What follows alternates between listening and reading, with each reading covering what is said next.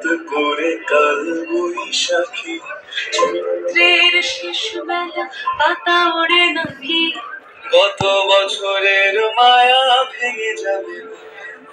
রাজপথ ভেসে গেছে অচেনা কাজলে, দু চোখে হঠাৎ করে কাল বৈশাখী, চৈত্রের শেষ বেলা পাতা ওড়ে নাকি, গত বছরের মায়া ভেঙে যাবে বলে।